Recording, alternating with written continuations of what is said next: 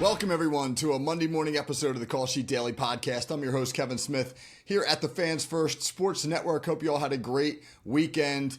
And we jump into another week's worth of shows here at the Call Sheet. Had phenomenal guests on last week, which included Cleveland Browns head coach Kevin Stefanski. Had a great coaches roundtable on Thursday with Steve Scanlon and Tyler Drobb. And we're going to have some excellent guests on this week as well. But today, Monday, we begin with the 5 most intriguing training camp storylines as NFL teams head to training camp this week. It's here, ladies and gentlemen. It is here.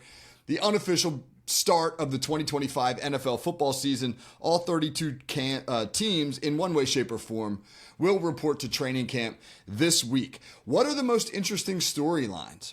Well, not surprisingly, a lot of them are going to involve quarterbacks, not exclusively, but the most important position on the field in the world of football will be on display throughout training camp around the league. And let's start in Cleveland. Again, had the pleasure of interviewing Coach Stefanski last week. Incredibly articulate individual who took us through the process of getting to training camp. The title of that show was For an NFL Head Coach, The Season Never Ends. And he gave us a great peek behind the curtain at everything that goes into preparing for training camp, from the self-evaluation that starts right at the end of the previous season through the combine, free agency, the draft, mini camps, all that. Talked about all of that. So if you get a chance, go back and check out last week's show, Wednesday's show with Coach Stefanski. But he's got an interesting situation in Cleveland where the Browns have technically 5 quarterbacks on the roster, although you can't really count Deshaun Watson because he's injured and is going to miss pretty much all of the 2025 season. I think he's probably played his last football in Cleveland as the Browns look to move on from him and mitigate some of the damage done by that massive $230 million contract they handed him 4 years ago. But in his place, they will have kind of a poo-poo platter of quarterbacks. You've got the veteran, 40-year-old Joe Flacco. You've got a former number 1 draft pick, Kenny Pickett, who now entering his 4th season and with his 3rd team is really still trying to establish himself in the NFL. And then you've got a pair of draft picks. I think Cleveland baffled the football world when they chose Dylan Gabriel, the quarterback out of Oregon, in the 3rd round, and then chose Shedeur Sanders, ending his long draft freefall by selecting him in round 5. And one of the questions I posed to Coach Stefanski in the interview was this: with no clear-cut starter, he can't say right now, nobody can really say right now with any sort of clarity who the starter is going to be in Cleveland. How will you get them all enough reps to determine A, a winner, and then B, prepare that winner for the season? And he had an interesting answer to that, which, again, go back and listen to the show. But really, the crux of it is this. He knows what he has in Joe Flacco. Joe Flacco, again, 40 years old, has been around the league forever, has won a Super Bowl. He knows he's the known commodity. So expect in training camp Joe Flacco to get the least number of reps. If you're reading that like, hey, Joe Flacco's not getting many reps at Cleveland training camp, it won't be because he's playing poorly. It won't be because they're in danger of cutting him or he's in danger of being cut. It will be because he's got these 3 other unknown quantities. What is Kenny Pickett at this point in his career? The Browns need to find that out. In Pittsburgh, he was a guy who actually compiled a winning record as a starting quarterback and had a penchant for some late game heroics. Kenny Pickett had some really interesting late 4th quarter comebacks. He played his best football as a starter in Pittsburgh when the game was on the line. But what Kenny Pickett didn't do well in Pittsburgh was the ordinary stuff. He didn't play well from the pocket. He didn't process quickly. He didn't attack the middle of the field with the football. And the Steelers felt that after 2 years with him, they'd seen enough and they moved on from him. And he went to Philadelphia for a year where he was largely a backup, had one extended opportunity to play there. But as he gets to Cleveland, the Browns need to find out, can he be the guy? And the early reports out of minicamp weren't great. It didn't look as though Kenny Pickett, he was given the opportunity in minicamp really to kind of stake a claim to that starting job. And it doesn't appear like he did it. And so now he will be in a truly open competition with all of these others, which will include the rookies, Dillon Gabriel and Shedeur Sanders. Gabriel, Coach Stefanski likes a great deal, very accurate quarterback, good decision maker, but at 5'11" and without elite mobility, he's not Kyler Murray. Can Dillon Gabriel master the NFL game from the pocket? And then, of course, there is Shedeur Sanders, who, without getting into a long Shedeur Sanders rehash, the word is out now on why he fell in the NFL draft. And it really wasn't because of his dad. That was the popular narrative at the time, that nobody wanted the Deion circus. But the real reason is because Shedeur Sanders just didn't know enough about playing the quarterback position at an elite level. He had never really been taught the fundamentals of diagnosing coverages. And when you got him on the whiteboard in those top 30 visits when NFL teams were bringing him in, his content mastery was just well below that of many of the other candidates who were being brought in. Jackson Dart was an A+, according to lots of NFL evaluators. Shedeur Sanders was an F. And that's why he fell. And so for Cleveland to be able to play Sanders, they're first going to have to really reteach his approach to the game. So I don't expect Sanders to really be in the mix to be a starter. He definitely needs some time to sit and learn the game. And so that really means it's a competition between Gabriel, Pickett, and Flacco. And again, at the rookie Gabriel, the third-round pick, I would suspect that he's going to need some time to sit as well. And so really, it's Kenny Pickett's job to lose. If Kenny Pickett can stake a claim to the job, I suspect the Browns will go with him. But if he doesn't impress them enough, I think they're perfectly fine going with Joe Flacco because they know what he can do and they can work their offense around him. All right, another franchise with a really interesting storyline at the quarterback position to watch. The Minnesota Vikings. There's no mystery as to who the starter is going to be. It's going to be JJ McCarthy. But the thing that makes this an interesting situation is this. Minnesota has kind of pushed all their chips to the middle of the table on JJ McCarthy. They had the opportunity to re-sign Sam Darnold, who was arguably the comeback player of the year last year, really revived his career in Minnesota under Kevin O'Connell, but they chose not to. They chose to let him explore free agency, and ultimately he walked. Then they had the chance to sign an Aaron Rodgers. Aaron Rodgers was very interested in playing in Minnesota. He was attracted to the skill position players, the weapons they had there, playing for a bright offensive mind like Kevin O'Connell, but Minnesota wasn't interested.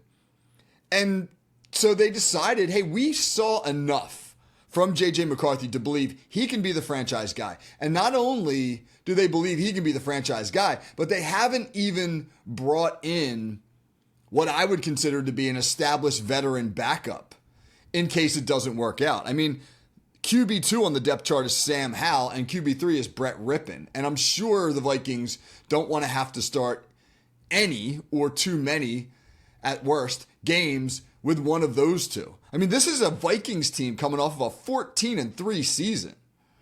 And granted, they lost a tough first-round playoff matchup. They got a bad draw when they had to go out to LA and play the Rams. But they're a 14-3 team that's loaded on defense. Brian Flores, one of the best coordinators in the NFL.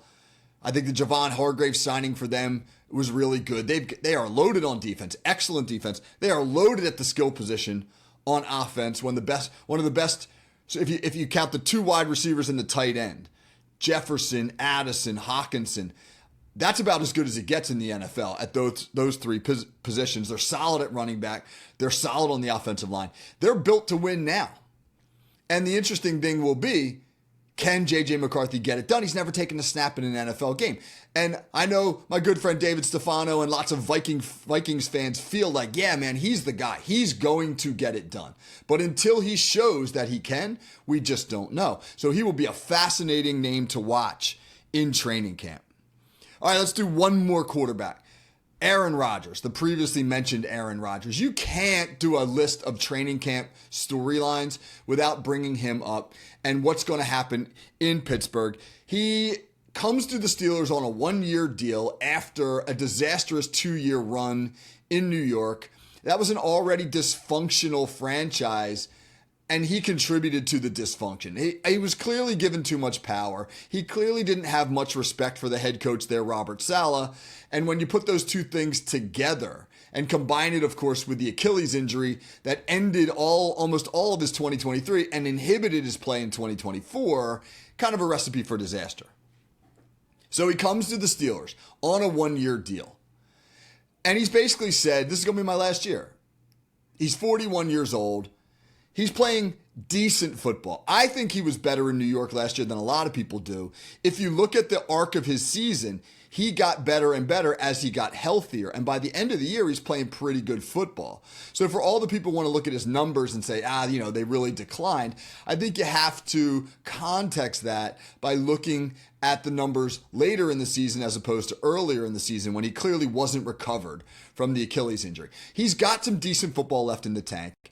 If he can play the way he was playing near the end of last season, is going to give Pittsburgh its best quarterback play since probably 2020, the second to last year of Ben Roethlisberger's career. The Steelers have been in the quarterback wilderness ever since, just trying to find a replacement. And Rodgers comes in kind of like a mercenary. 1-year deal, man. 1-year hit. And they've loaded up at some other skill positions. They brought in some big names. They just re-signed TJ Watt. They made a major move when they moved Minka Fitzpatrick, acquired Jalen Ramsey and Jonnu Smith. I think the Steelers, at worst, are going all in on ending their playoff winless drought. They haven't won a playoff game since 2016. And I think that this year will be judged ultimately by whether or not they can win a playoff game. Now, whether or not they can get back in the championship conversation in a loaded AFC, now that's probably another story. But for now, I think winning a playoff game with Rodgers would be a successful season. So let's see in training camp how it's evolving, right? What are the stories about Aaron Rodgers? So far it's been drama-free. I mean, will it remain as such? Will Aaron Rodgers, when he struggles or when the Pittsburgh receivers, it's not a great receiving core in Pittsburgh, ultimately let him down or piss him off?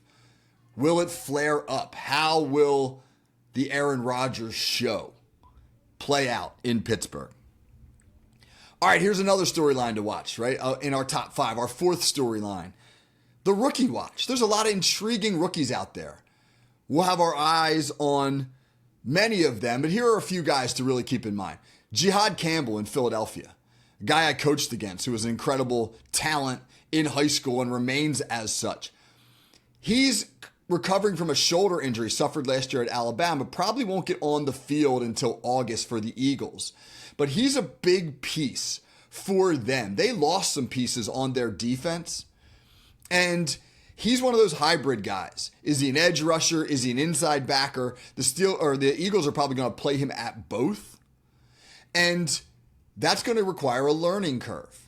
They spent their number 1 pick, 31 overall, on Campbell. They clearly see him as an impact player. He's an unbelievable athlete. He was a wide receiver in high school, and he's now a 242-pound NFL linebacker.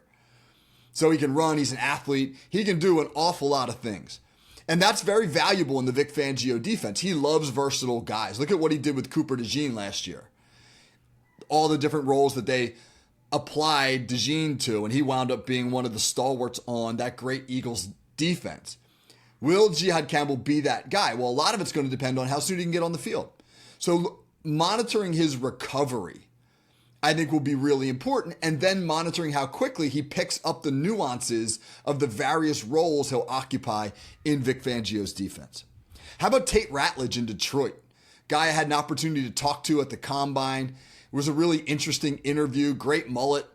Tate Ratledge, he was probably going to come in as either the swing player, meaning maybe backup guard, backup center in Detroit, second-round draft pick. But now, with Frank Ragnow retiring, he will be the starter. Tate Ratledge is going to be thrust into the starting lineup. And again, we mentioned Minnesota being built to win now. So is Detroit. They're coming off a 15-2 season. And they lost some pieces, coordinators, a couple good players, good lineman, Kevin Zeitler. He left and went to Tennessee. They've got some transition going on there. And now they lose Frank Ragnow to retirement. How quickly can Tate Ratledge step in and not just solidify the position at center, but become the glue, the center, man? You're the communicator. You're the leader. You're the guy who at some point will probably be responsible for the protections and things like that. How quickly can Tate Ratledge pick up that role in Detroit? Here's another rookie to watch. Terrence Ferguson out in LA with the Rams. He might have a monster rookie year. I mean, Sean McVay was making plays for playmakers throughout the off seasons. He ultimately landed one in Devonta Adams, who will now pair with Puka Nacua. And that's going to be a really exciting duo to watch with Matthew Stafford. But Terrence Ferguson is that field stretching move tight end who'll move about the formation. They'll motion him around. They'll play him at H-back. They'll play him in the slot. Heck, they might even split him out wide. He caught a ton of passes at Oregon. Coming from that Oregon system to the Rams should be a seamless transition. Really great opportunity for him as a rookie to play in a super talented offense with one of the best quarterbacks in the league and one of the best offensive-minded head coaches in the league. So pay attention to the early reports out of LA. How does Terrence Ferguson look? I think his usage is going to be huge. Here's another rookie that out in LA, although the other LA team, that I think has an opportunity now to have a monster rookie year, and that's Omarion Hampton, the running back for the Chargers. He was their number one draft pick. Chargers raised some eyebrows when they took him number one overall, their number one overall, because they had signed Najee Harris in the offseason. And Najee Harris was expected to be kind of the bell cow, but Hampton comes in and they're expected now to split carries. But then you have this weird 4th of July eye injury that Najee Harris suffered in a fireworks mishap. And that's going to keep him out for a while. So what will Hampton's role now be? Is he going to be the unquestioned bell cow back in a run-heavy Jim Harbaugh offense? Hampton could have a huge season for the Chargers.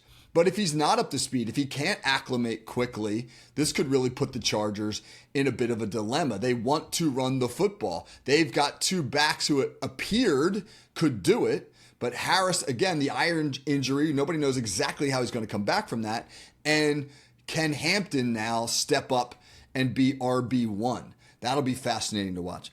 And we can't do a top 5 rookie list anyway without mentioning Cam Ward. Number 1 overall pick. Probably going to be thrust into the starting lineup right away. And this would worry me.